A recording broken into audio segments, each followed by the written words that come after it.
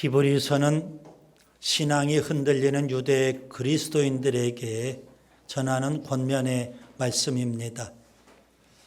일종의 서신이 아니라 설교다, 이렇게 여러분이 이해하시면 됩니다. AD 64년 네로 황제의 엄청난 박해가 있었죠. 아마 그때를 배경으로 하고 있을 겁니다. 이쪽으로는 유대 그리스도인들에게요, 로마 제국으로부터 엄청난 박해가 가중되고 있고요, 내적으로는 유대교로부터 끊임없이 회유와 협박을 받고 있는 상황입니다. 유대교로 돌아오라, 이겁니다. 그래서 유대 그리스도인들은 유대교로 돌아가고 싶어 하는 마음이 꿀뚝 같습니다. 유대교에 있을 때 그들은 핍박이 없었습니다. 그런데 기독교로 개종한 이후, 예수 그리스도를 믿는 이후 그들은 핍박을 받기 시작한 겁니다. 동일하신 하나님을 믿는데 굳이 우리가 기독교에 와서 핍박을 받을 필요가 있겠느냐. 그래서 유대교로 돌아가고 싶은 유혹을 받고 있는 겁니다. 그러한 그들에게 히브리서 저자는 예수님의 위대함을 설교하고 있습니다. 그래서 히브리서의 주제는 예수님의 위대함, 위대하신 예수님이라고 볼 수 있습니다. 히브리서 1장을 우리가 그동안 살펴봤습니다. 두 가지 측면에서 예수님의 위대함을 말씀하고 있습니다. 1절부터 3절까지 예수님을 선지자와 비교합니다. 예수님은 선지자보다 위대하신 분이십니다. 선지자들, 하나님의 종이죠. 예수님은 하나님의 아들이십니다. 선지자들, 하나님의 말씀을 대언합니다. 예수님, 하나님 말씀 자체가 되십니다. 진리를 전하십니다. 선지자들, 메시아를 예언합니다. 예수님, 친히 메시아가 되십니다. 하나님의 아들 그리스도이십니다. 예수님과 선지자와 감히 예수님과 비교할 수는 없겠죠. 4절부터 14절까지 예수님을 천사들과 비교합니다. 천사들, 아름다운 이름입니다. 그런데 예수님의 이름, 그보다 더 아름답습니다. 이름이 아름답다는 겁니다. 하나님의 아들이십니다. 신분이 천사들보다도 위대합니다. 천사들, 종, 사역자입니다. 하나님께서 바람과 불꽃으로 삼으시는 겁니다. 그러나 예수님, 그 신분이 다릅니다. 하나님 나라의 통치자, 만왕의 왕이십니다. 그리고 사역에 있어서도 천사보다도 위대하십니다. 예수님, 창조주이시고 심판주이시며 구세주 그리스도가 되십니다. 천사들은 구원받은 하나님의 자녀를 섬기라고 하나님이 보내신 종에 불과합니다. 이제 오늘 본문을 보겠습니다. 히브리서 2장 1절부터 4절. 히브리서 저자는 독자인 유대 그리스도인들에게 강력하게 경고하고 있습니다. 그래서 오늘 말씀은 경고의 말씀이라고 보시면 됩니다. 신앙이 흔들리는 유대 그리스도인들에게 히브리서 저자가 아주 강력하게 경고하는 말씀입니다. 우리가 히브리서를 계속 공부하는데요, 히브리서 전체를 읽어보면 경고의 말씀이 자주 등장을 합니다. 오늘 말씀이 바로 첫 번째 경고의 말씀이고요, 두 번째 경고의 말씀은 히브리서 3장과 4장입니다. 세 번째 경고의 말씀은 5장 11절부터 6장 20절까지입니다.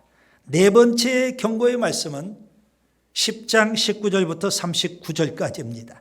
그리고 마지막 다섯 번째 경고의 말씀은 12장입니다. 그래서 히브리서, 계속 히브리서 저자가 위대하신 예수님을 설파하면서 계속 또 경고의 말씀을 주는 겁니다. 신앙 흔들리면 안 된다. 우리가 믿는 예수님 위대한 분이다. 이렇게 설교하고 있다. 이렇게 볼 수가 있죠. 이제 우리에게 적용해 봅시다. 여러분, 신앙이 흔들리지 않고 유혹과 시험에 넘어가지 아니하려면 어떻게 해야 될까요? 유혹과 시험은 끊임없이 우리에게 찾아옵니다. 그래서 신앙생활 오래 하면 할수록 한두 번 정도는 신앙이 흔들리는 그런 것을 경험해 본 사람들이 있을 거라고 생각이 됩니다. 어떻게 하면 신앙이 흔들리지 않고 끊임없이 밀물처럼 찾아오는 유혹과 시험을 이기고 굳건히 믿음으로 살 수 있겠느냐 이겁니다.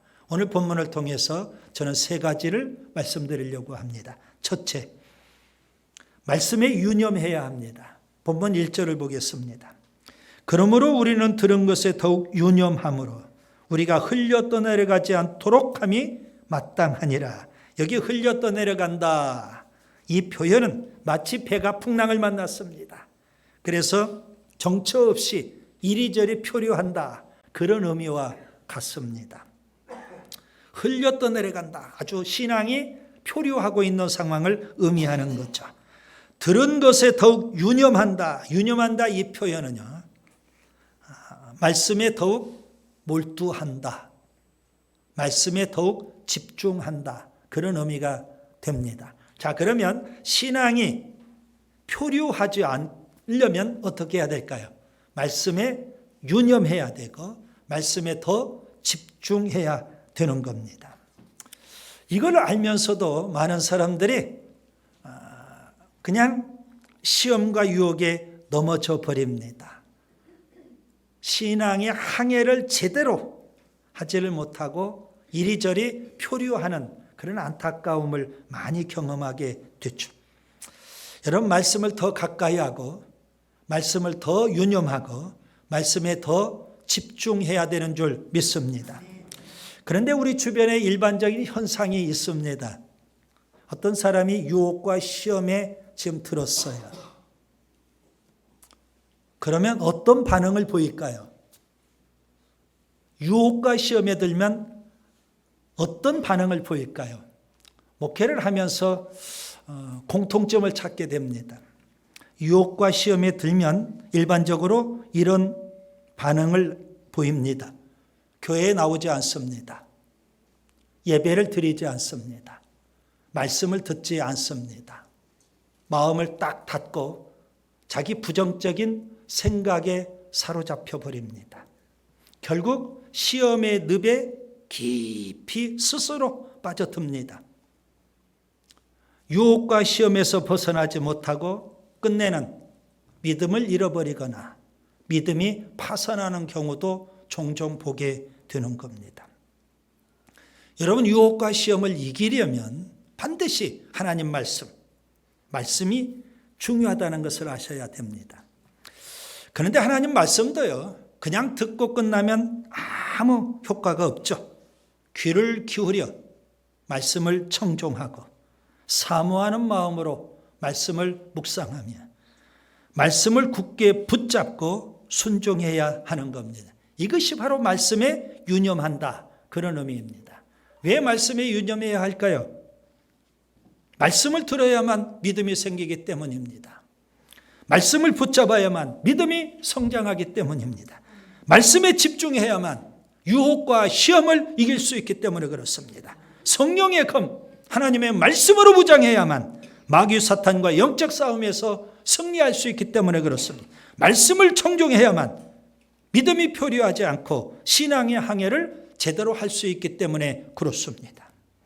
우리가 예수님을 믿고 천국을 소망합니다. 그리고 또 사명에 산다고 열심히 신앙으로 삽니다.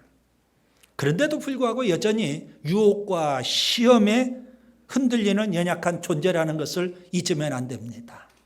아니, 그렇게 우리가 신앙의 훈련을 받고 열심히 천국을 소망하면서 사명에 사는데 여전히 우리는 시험과 유혹에 연약한 존재라는 사실입니다. 베드로를 보세요.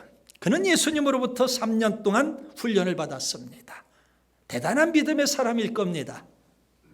그런데도 불구하고 그는 예수님을 3번 모른다고 부인할 정도입니다. 물론 그의 믿음이 연약하기 때문이기도 할 겁니다. 그러나 그보다 더 본질적인 원인이 있습니다. 그의 안에 타락한 죄성이 있기 때문에 그렇습니다. 이것을 교리적으로는요, 죄의 경향성 이렇게 표현합니다. 이미 죄 쪽으로 기울어 있다, 그런 의미입니다. 그러니 시험과 유혹이 찾아오면 너무나도 자연스럽게 이미 기울어 있으니까 시험에 들고 유혹에 빠져들게 되는 겁니다. 그래서 천국을 향해서 신앙의 항해가 제대로 가지를 못하는 겁니다. 표류하게 되는 거예요. 암초를 만나면 파선할 수밖에 없죠. 그래서 여러분 달리 방법이 없습니다. 말씀에 더욱 유념해야 되는 줄 믿습니다. 말씀에 더 집중하시고 말씀으로 더 무장해야 되는 줄 믿습니다. 그래야만 신앙이 흔들리지 않고 시험과 유혹을 이길 수 있는 겁니다. 둘째, 보응을 두려워해야 합니다. 본문 2절과 3절을 보겠습니다. 천사들을 통하여 하신 말씀이 견고하게 되어 모든 범죄함과 순종하지 아니함이 공정한 보응을 받았거든 우리가 이같이 큰 구원을 등한히 여기면 어찌 그 보응을 피하리요. 여기 공정한 보응이라는 표현이 있죠. 하나님의 공의로우신 심판을 의미하는 겁니다. 자, 천사들을 통하여 하신 말씀은 무슨 의미일까요? 이스라엘 백성이 출애굽을 했습니다. 홍해를 건너서 그들이 시내산에 도착을 했어요. 그때 그들은 하나님과 언약을 맺게 됐죠. 모세가 시내산에 올라갑니다. 그때 하나님께서 주신 말씀, 율법을 가리키는 겁니다. 하나님께서 천사들을 통해서 모세에게 그 율법의 말씀을 수여해 주셨던 겁니다.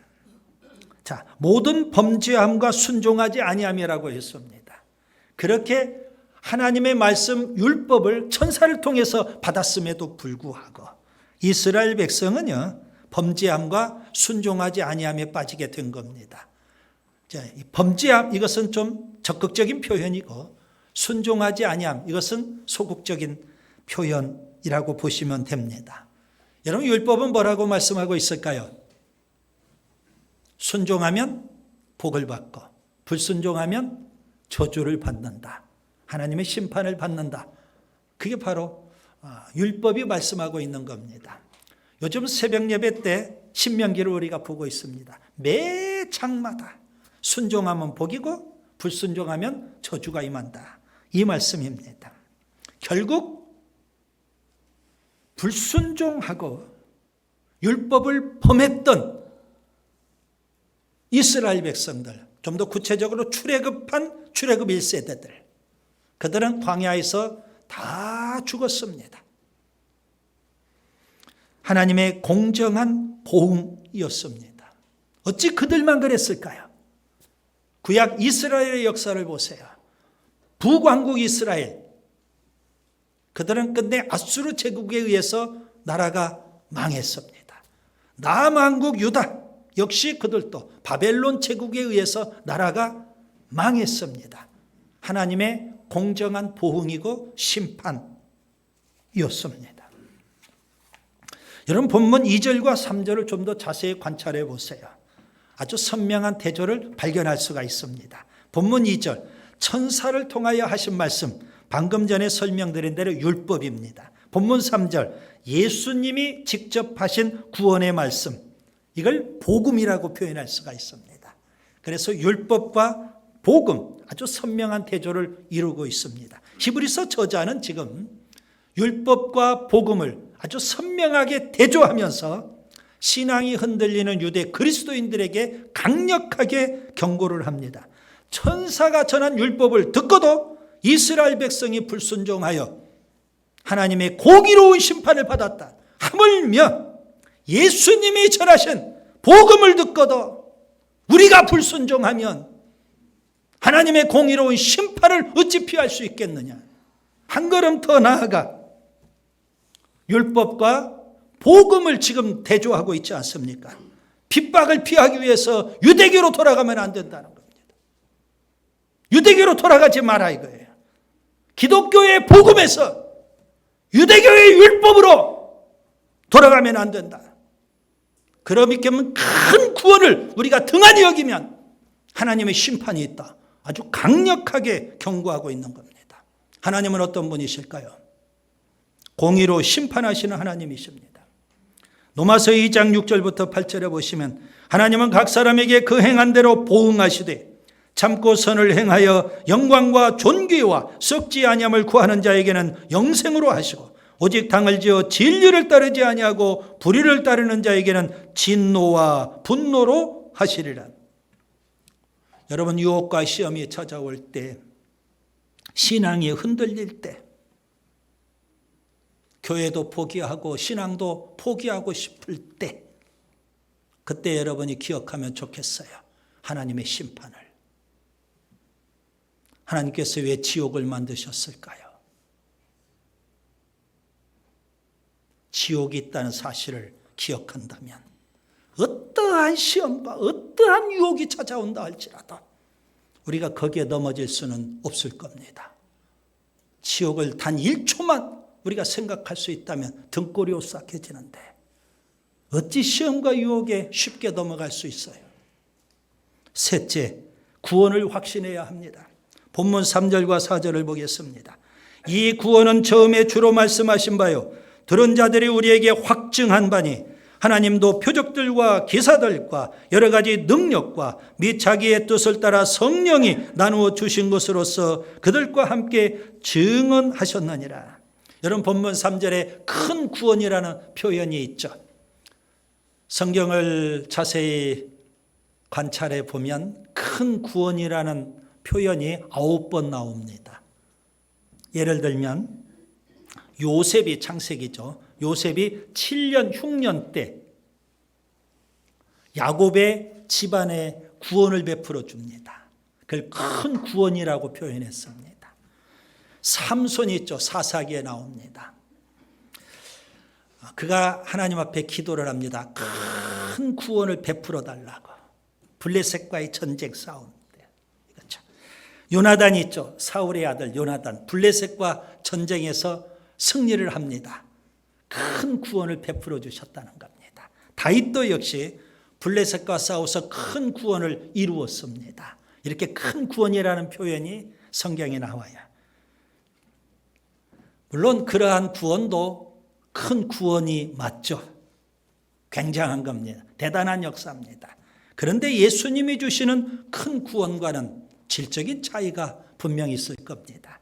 사람들이 이룬 큰 구원과 어찌 예수님이 십자가의 죽으심과 부활을 통해서 우리에게 주시는 큰 구원과 비교할 수 있을까요? 본문 2절을 다시 보세요. 천사를 통하여 하신 말씀 율법이라고 설명했어요. 본문 3절 예수님이 직접 오셔서 하신 말씀 구원의 복음입니다. 여러분. 그런데 하나님께서 율법을 주실 때에는 천사들을 통해서 모세에게 그리고 모세를 통해서 이스라엘 백성에게 그렇게 율법 하나님 말씀을 주시지 않았습니까? 그런데 왜 복음을 주실 때에는 하나님의 아들인 예수님이 직접 이 땅에 오셔서 주실까요? 구약의 방식대로 하시면 되잖아요. 하나님의 천사를 통해서 제자들에게 그리고 제자들을 통해서 우리에게 이렇게 복음을 주시면 되지. 왜 예수님이 몸소 직접 육신을 입고 이 땅에 오셔서 우리에게 구원의 복음을 주시느냐 이거예요. 그만큼 구원의 복음이 중요하다는 겁니다. 예수님은 공생애를 시작하시면서 천국 복음을 외치십니다. 마태복음 4장 17절 회개하라 천국이 가까이 왔느니라. 공생애 3년 동안 천국 복음을 외치셨어요.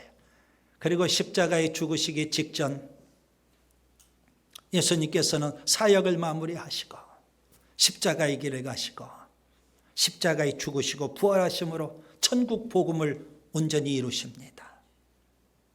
그리고 우리에게 큰 구원을 베풀어 주시는 겁니다.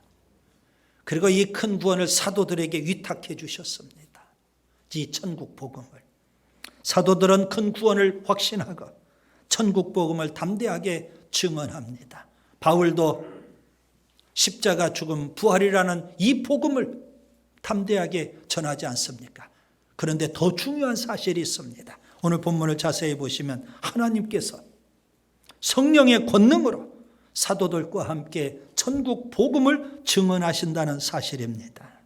누구든지 천국 복음을 믿으면, 누구든지 예수 그리스도를 믿으면, 누구든지 예수 그리스도의 십자가 죽음과 부활을 믿으면 큰 구원을 받는다는 사실입니다. 여러분은 그 예수 그리스도를 믿으시는지요? 여러분은 예수 그리스도를 믿음으로 큰 구원을 받으셨는지요? 천국 복음이 되신 예수 그리스도를 믿고 구원을 받았다면, 큰 구원을 받았다면 이제는 구원의 확신을 가져야 하는 겁니다. 고린도서 13장 5절, 너희는 믿음 안에 있는가? 너희 자신을 시험하고 너희 자신을 확증하라. 예수 그리스도께서 너희 안에 계신 줄을 너희가 스스로 알지 못하느냐? 그렇지 않으면 너희는 버림받은 자니라. 구원의 확신을 갖고 있는 사람은요, 어떤 유혹도 어떤 시험도 다 물리칠 겁니다. 절대 신앙이 흔들릴 수가 없습니다. 큰 구원을 받았는데 우리가 어찌 그 큰 구원을 등한히 여길 수 있을까요? 오히려 예수님을 더 확신하고요, 오히려 천국을 더 확신하고요, 내가 받은 큰 구원에 대한 확신을 갖게 되는 겁니다.